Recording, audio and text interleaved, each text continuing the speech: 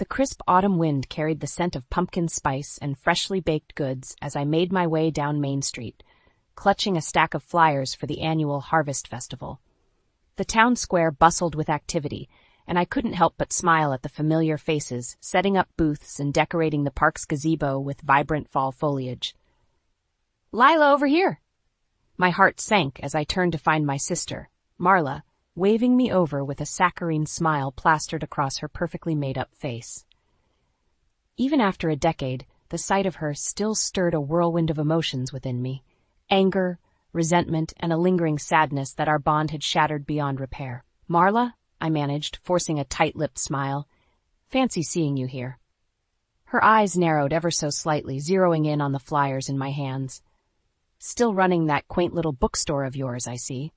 The condescending lilt in her voice was like nails on a chalkboard. "Yes, and it's doing quite well, thank you." Marla let out a derisive laugh, shaking her head. "You always were the hopeless romantic, clinging to those outdated dreams. When are you going to wake up and join the real world, Lila? A successful single woman like you shouldn't be wasting her time on such frivolous pursuits."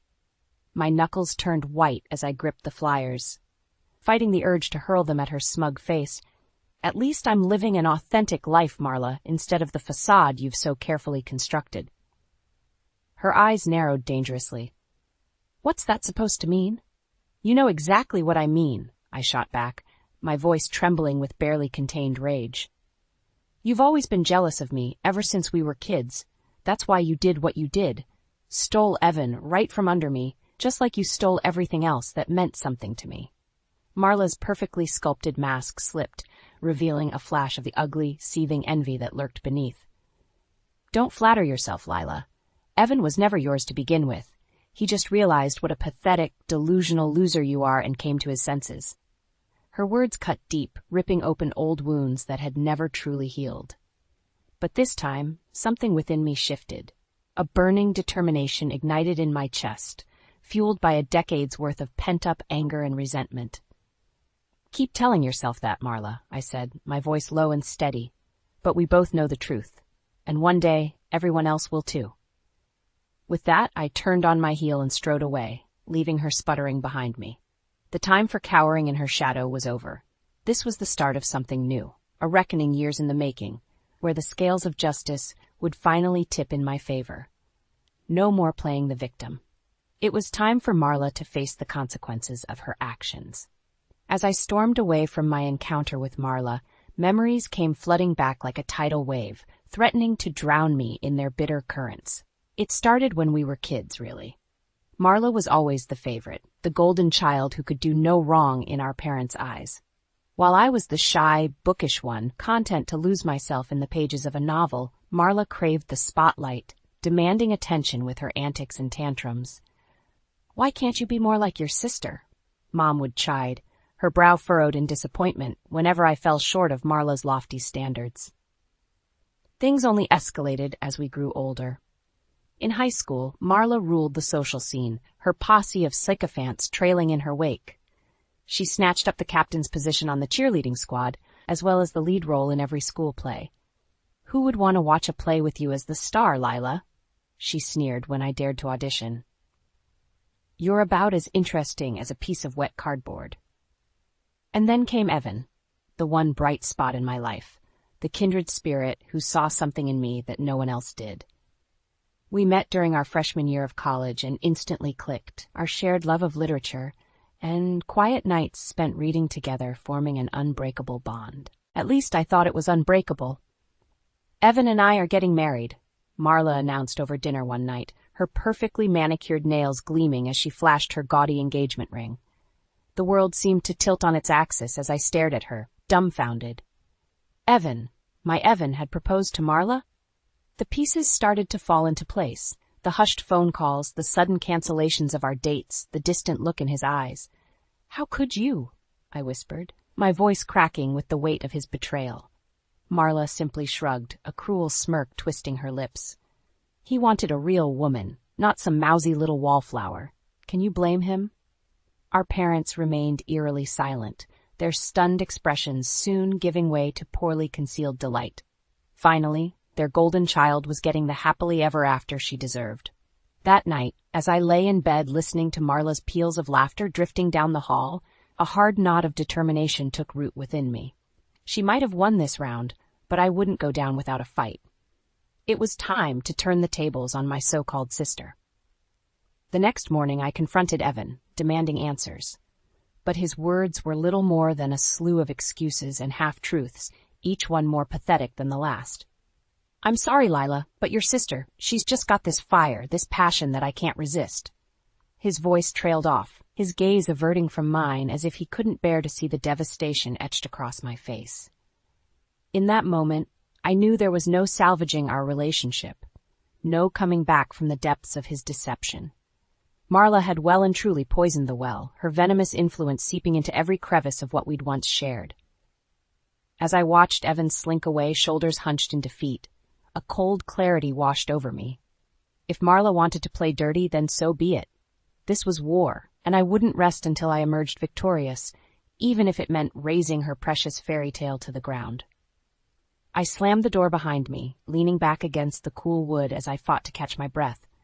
My heart thudded painfully in my chest, the echoes of Evan's feeble excuses still ringing in my ears.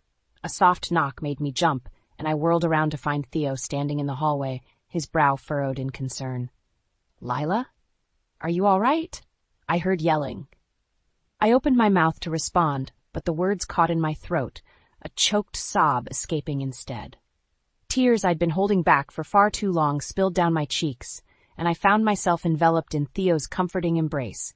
He was an unlikely friend, the shy, socially awkward tech genius who lived down the hall. We'd bonded over our shared love of books and penchant for staying in on Friday nights, content in each other's company. "It's Marla," I managed finally, pulling away to swipe at my damp cheeks. "She's done something unforgivable." Theo's expression hardened, and he guided me into my apartment, settling us on the worn sofa. "Tell me everything." And so I did, the whole sordid tale spilling from my lips in a torrent of heartbreak and fury. Theo listened without interruption, his jaw tightening as I recounted Marla's latest betrayal. "That manipulative, lying snake," he muttered when I'd finished. "She's gotten away with this for far too long, Lila. It's time we put a stop to her games once and for all." I blinked, taken aback by the steely determination in his voice. Theo was always the voice of reason, the level-headed counterbalance to my occasional bouts of recklessness. "What do you mean?" I asked warily. He leaned forward, his eyes glinting with a newfound intensity. "We're going to expose her for the fraud she really is. Strip away that perfect facade she's so carefully constructed and show everyone the truth that she's nothing but a selfish, conniving witch who'll stop at nothing to get what she wants." A slow smile spread across my face as the weight of his words sank in. Revenge, sweet, delicious revenge, was finally within my grasp. "How?" I breathed, my pulse quickening at the thought. Theo's smile turned feral, sending a shiver down my spine. "Leave that to me. I might not be much of a fighter, but I know my way around a computer system better than anyone. If there's dirt to be found on your sister, I'll find it."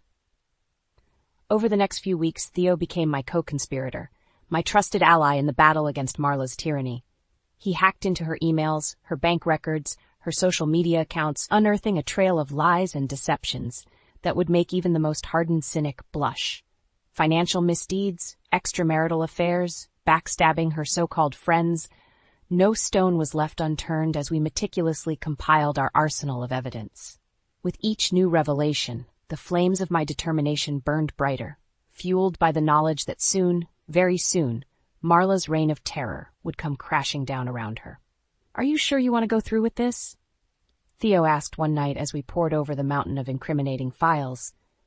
"There's no going back once we pull the trigger." I met his gaze, unwavering. "She brought this on herself. It's long past time Marla faced the consequences of her actions." A slow smile spread across his lips and he gave a solemn nod. "Then let's burn that bitch's world to the ground." The evidence was damning. A meticulously curated trail of infidelities, financial indiscretions, and outright lies that would make even the most hardened criminal blush. As Theo and I pored over the files, I could feel the righteousness of our cause burning within me, stoking the flames of a long-simmering fury. Your sister really is a piece of work, isn't she? Theo muttered, shaking his head in disbelief as he scrolled through yet another lurid email exchange between Marla and her latest boy toy. I shot him a withering glance. You're telling me I've been dealing with her lies and manipulations my entire life. He let out a low whistle. Well, she certainly made a mess of things this time. The question is, what are we going to do about it? A slow, feral grin spread across my face as the pieces finally clicked into place. We're going to give her exactly what she deserves, a taste of her own medicine. Theo arched an eyebrow, intrigued. Do tell. Over the next few hours, we hashed out the details of our plan. A meticulously orchestrated takedown that would strip Marla of every last shred of her carefully cultivated dignity. No more hiding behind her pristine veneer, no more playing the doting wife and beloved daughter. It was time for the world to see her for the duplicitous snake she truly was. We'll start by planting seeds of doubt, I explained, tapping my finger against the stack of incriminating documents. Leak a few choice tidbits to the right people, let the whispers and sideways glances begin to chip away at her perfect image. Theo nodded, his expression grim. And then we go for the jugular. Release everything we've got in one fell swoop. Let the truth detonate like a nuclear bomb right in the middle of her precious little fairy tale. Exactly. My gaze hardened, steely with resolve. I want her to lose everything. Her sham of a marriage, her status, her reputation. I want her to feel the same burning humiliation she inflicted on me all those years ago. For a moment, Theo's eyes softened, and he reached across the table to take my hand in his calloused grip. Are you sure about this, Lila? This is a point of no return. Once we set this plan in motion, there's no going back. I met his gaze, unflinching. I've never been more sure of anything in my life. Marla has lied and cheated and stolen her way through life for far too long. It's time she learned that actions have consequences. His lips curved into a grim smile, and he gave my hand a reassuring squeeze. Then let's make that bitch pay. Over the next few weeks, we put our plan into motion, gradually leaking choice morsels from our trove of evidence to select members of our social circle. At first, the reveals were subtle, a whispered rumor here, a meaningful glance there, but soon, the doubts began to take root. I could see it in the way Marla's closest friends started to regard her with narrowed eyes, in the stony silences that greeted her at book club meetings and Sunday brunches. Little by little, the cracks in her meticulously constructed facade began to show, spiderwebbing outward until the whole sham threatened to crumble beneath the weight of its own deceit. And still, we kept the pressure on, releasing more damning evidence with every passing week. Sordid photos, incriminating audio recordings, bank statements detailing her financial treachery, nothing was off limits in our quest to decimate her credibility. Throughout it all, Marla remained blissfully oblivious, her perfectly coiffed head held high as she swanned through town, utterly convinced of her own untouchability. Her arrogance only fueled my determination, stoking the flames of a long-simmering fury that would soon erupt into an inferno of retribution. Because the best was yet to come, the grand finale that would reduce her entire world to ashes. I could hardly wait. The whispers had begun, a steady undercurrent of doubt and suspicion that rippled through our once idyllic town, eroding the foundations of Marla's carefully constructed fairy tale. I could see it in the sidelong glances and thinly veiled sneers that followed her wherever she went, the once adoring masses now regarding her with a newfound wariness. It was working, I realized with a quiet thrill of satisfaction. Our drip feed of damning evidence was having the desired effect, ripping away the layers of artifice and exposing the rot that lay festering beneath Marla's immaculate veneer. But it wasn't enough. Not yet. We needed to go bigger, to plant the seeds of discord deeper, if we were to ensure the total annihilation of her pristine reputation. Time for phase 2, Theo murmured, his expression grim as he handed me a thick manila envelope. I raised an eyebrow, thumbing through the contents, a dossier packed with incriminating photos, financial statements, and transcripts of Marla's most salacious indiscretions. Are you sure about this? I asked, my heart pounding in my chest. Once we put this out there, there's no taking it back. Theo's jaw tightened, his eyes hardening with resolve. She made her bed, Lila. Now she has to lie in it. With a steadying breath, I nodded. It was now or never. Over the next few weeks, I embarked on a whirlwind tour of reconnection, reaching out to our once tight circle of family and friends with the guise of reconciliation. Coffees and long lunches were had, old bonds rekindled under the pretense of burying the hatchet and moving forward. All the while, I subtly steered the conversations toward Marla, sharing carefully curated snippets from the dossier that painted a vivid picture of her betrayals and moral failings. "I can't believe she did that to you," Mom gasped, her eyes wide with horror as she pored over the damning evidence. "Oh, Lila, I'm so sorry. We never should have taken her side." Dad merely shook his head in stunned silence, his expression stricken as the full weight of Marla's deceptions finally sank in. One by one, the dominoes began to fall, each revelation stripping away another layer of blind loyalty, until the full, ugly truth was laid bare. By the time I was done, our once impenetrable inner circle had been thoroughly turned, their allegiances shifting in the wake of Marla's undeniable transgressions. Even Evan, her hapless husband, found himself wavering as the sordid details of her infidelities and financial treachery came to light. "I can't believe she'd do this to me," he muttered, running a hand through his hair as he stared at the incriminating photos. "After everything." His voice trailed off, and for a fleeting moment, I felt a pang of sympathy for the man who had once been my world. But the feeling was quickly quashed, smothered beneath the weight of his own betrayal all those years ago. He'd made his bed, too. Now he could damn well lie in it.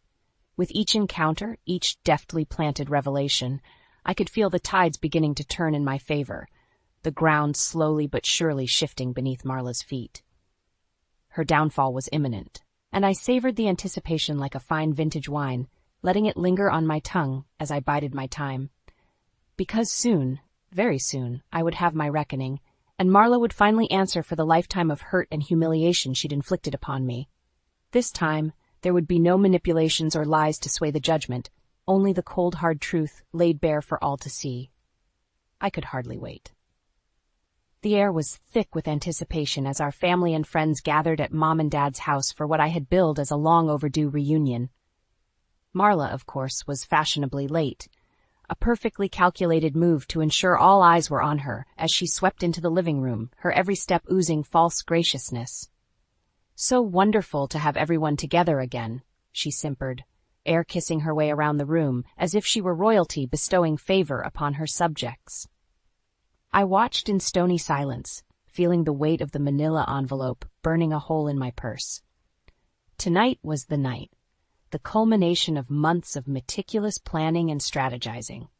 By the time the evening was through, Marla's reign of deceit would be nothing more than a smoldering ruin. "Let's get started, shall we?" I said, rising to my feet and gesturing for Marla to join me at the front of the room. "I think it's high time we cleared the air about a few things." Marla's perfectly arched brows knit together in a slight frown, but she acquiesced with a saccharine smile, ever the gracious hostess. Little did she know, her world was about to come crashing down around her. "For years, you've peddled this fiction, this carefully constructed fairy tale about who you are and what our relationship is," I began, my voice steady despite the pounding of my heart. "You've lied and manipulated and backstabbed everyone around you, all in service of maintaining your precious image." Marla's smile faltered, the first cracks beginning to show in her impeccable mask. "Lila, what are you talking about? Don't play dumb, Marla. It's over." I pulled the envelope from my purse, letting its damning contents spill across the coffee table in a cascade of incriminating evidence. "The truth is finally out." A hushed gasp rippled through the room as our friends and family leaned in, their gazes riveted on the lurid photos and bank statements that laid bare the full extent of Marla's betrayals. Infidelities, financial crimes, blatant lies, it was all there, exposed for the world to see in glaring, undeniable detail. Marla's face, drained of color, her perfectly painted lips parting in a silent scream of outrage as the reality of her situation began to sink in. You did this. How could you?" A bitter laugh escaped my lips as I regarded her with cold disdain. "How could I? That's rich, coming from you. You've spent our entire lives undermining me, stealing everything that should have been mine. Well, no more. This is your reckoning, Marla. The consequences you've been dodging for far too long." "That's a lie." she snarled, rounding on our shell-shocked parents with pleading eyes. "You can't possibly believe this nonsense. It's all a bunch of doctored photos and falsified documents, I swear!" But the certainty had already seeped from her voice, cracking beneath the weight of the incriminating evidence that surrounded her. One by one, Mom and Dad, our friends, even Evan himself began to nod in grim acceptance, their eyes reflecting a newfound hardness as the scales finally fell from their eyes. "I think we've seen more than enough, Marla," Dad said quietly, his voice heavy with a weariness that spoke of decades of being manipulated and misled. "It's over." A strangled sound escaped Marla's throat, a guttural cry of anguished disbelief as the full weight of her deceptions came crashing down upon her. In that moment she was utterly alone, cast adrift in a sea of contempt and censure, with no allies, no lifelines to cling to. As I watched her crumple to the floor in a heap of designer clothes and smeared makeup, a profound sense of vindication washed over me. At long last justice had been served, and I had been the one to deliver it. The sweet taste of victory had never been so intoxicating. The aftermath of my grand revelation was swift and brutal, a reckoning that left Marla's once charmed life in smoldering ruins. As the shock wore off and the true depths of her deceptions came to light, a palpable shift took place, the tide of public opinion turning decisively against her. Suddenly, the same people who had once fawned over her every move couldn't be bothered to make eye contact, their faces a study in thinly veiled disdain and revulsion. Marla's supposedly dear friends dropped her like a bad habit, their long-standing allegiances crumbling beneath the weight of her exposed betrayals. Even our own family wasn't spared the fallout. Mom and Dad, so long blinded by Marla's manipulations, now regarded her with a potent mix of disappointment and simmering anger. "How could you do this to us?" Mom demanded during one particularly heated exchange, her eyes rimmed with unshed tears. "After everything we've done for you, all the chances we gave you." Marla, for once, was uncharacteristically subdued, her usual bravado nowhere to be found. "I'm sorry," she mumbled, her gaze downcast and lifeless. "I never meant to hurt anyone." The words rang hollow, a feeble attempt at contrition that did little to salve the wounds her deceit had inflicted. Dad merely shook his head, his expression hardening. "Save it, Marla. You made your bed. Now you have to lie in it." And what a bed it was, a tangled web of lies and indiscretions that quickly began to unravel with every passing day. Photos of her numerous affairs surfaced online, igniting a firestorm of scandal that left her reputation in tatters. Financial discrepancies were unearthed, hinting at potential legal troubles on the horizon. Even Evan, her hapless husband, couldn't turn a blind eye any longer, filing for divorce amidst a torrent of sordid revelations about her infidelity. Through it all, I watched with a strange sense of detachment, as if observing the implosion of someone else's life from a great distance.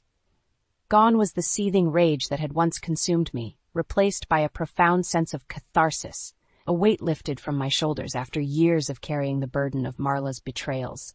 She had brought this upon herself, I reminded myself whenever a flicker of residual guilt threatened to take hold. This was justice, pure and simple. The scales finally balanced after a lifetime of being tipped in her favor. Still, a part of me couldn't help but feel a twinge of pity as I watched Marla's world crumble around her. She had become a pariah, shunned and reviled by the very people who had once hung on her every word. Her once vibrant spirit was utterly extinguished, replaced by a hollow shell of a woman who seemed to drift through life in a perpetual haze of shame and regret. It was during one such encounter, as I passed her on the street and caught a glimpse of her haunted expression, that a sudden clarity washed over me. This broken, pathetic creature was the true Marla, stripped bare of all her pretenses and deceptions, and in that moment I realized that I had already won. There was no need for further retribution or grandstanding. Her downfall was complete, her infamous reign of terror reduced to ashes and ruin. All that remained was for me to turn my back on the smoldering wreckage and begin charting a new course, one free from the shackles of her influence and the bitter chains of the past. As I walked away, head held high and shoulders squared, I couldn't help but feel a profound sense of lightness, as if a great weight had finally been lifted from my soul. The road ahead was uncertain, but for the first time in years it belonged solely to me. Marla's fall from grace was absolute, and I, the forgotten sister she had wronged so deeply, had not only survived it, I had emerged victorious. In the weeks and months that followed Marla's spectacular downfall, an odd sort of calm settled over my life. The all-consuming fury that had once burned like a raging inferno within me had finally been extinguished, leaving in its wake a profound sense of peace and acceptance. Oh, there were still moments when the old resentments threatened to resurface. A passing glimpse of Marla's haunted, hollow-eyed stare, or an errant comment from a well-meaning friend that dredged up the lingering pain of her betrayals. But those moments were fleeting, mere hiccups in my newfound state of tranquility. Because at long last I was free from the shackles of Marla's manipulations and the bitter chains of the past that had bound me for far too long. With her reign of deceit laid bare and her carefully cultivated image reduced to ash, the power she'd held over me had simply evaporated like a puff of acrid smoke dispersed by the winds of change. It was an odd sort of victory, I mused as I wandered the sun-dappled aisles of my bookstore one crisp autumn morning. Not the blaze of glory I might have once envisioned, with Marla beaten and humbled at my feet. No, this was something quieter, more profound, a reclamation of self, a shedding of old skins, and the rebirth of my own sense of worth and identity. "Hey, you!" The soft tenor of Theo's voice drew me from my reverie, and I turned to find him leaning against the doorframe, a hesitant smile playing at the corners of his mouth. My heart gave a treacherous little flutter at the sight of him. My co-conspirator, my partner in vengeance, and perhaps something more? "Hey, yourself," I replied, arching an eyebrow in silent query. "Everything okay?" He drew in a steadying breath, seeming to steel himself for whatever words were about to come tumbling out. I wanted to check in, see how you're doing with, well, everything." My lips curved in a rueful smile. "You mean with taking down the Wicked Witch of the Midwest?" Theo's grin widened, the familiar teasing glint returning to his eyes. "Something like that, yeah." I shrugged, aiming for nonchalance, even as my pulse quickened beneath the weight of his steady gaze. "I'm good, Theo. Better than good, actually. For the first time in longer than I can remember, I feel free." His expression softened, those warm eyes of his drinking me in with an intensity that sent a shiver racing down my spine. "I'm glad to hear that, Lila. Really glad." We lapsed into silence then, the words hanging heavy and electric between us. In that moment, I could have sworn I saw a flicker of something deeper in Theo's gaze. A promise, a beckoning toward new horizons and uncharted territory. But before I could gather the courage to give voice to the questions burning on the tip of my tongue, the spell was broken by the cheerful tinkling of the bell above the door, heralding the arrival of a customer. Theo blinked, his cheeks flushing slightly as he stepped back and cleared his throat. "Well, I should let you get back to it. Just, you know where to find me if you need anything, right?" I nodded, my own face growing warm as I scrambled to regain my composure. "Of course, always." With one last lingering look, he turned and slipped out into the bustling street, leaving me to ponder the myriad of possibilities that seemed to stretch out before me. New vistas waiting to be explored, unfettered by the baggage of the past. As I watched Theo's retreating form disappear into the crowd, I couldn't help but feel a spark of hope flicker to life deep within my chest.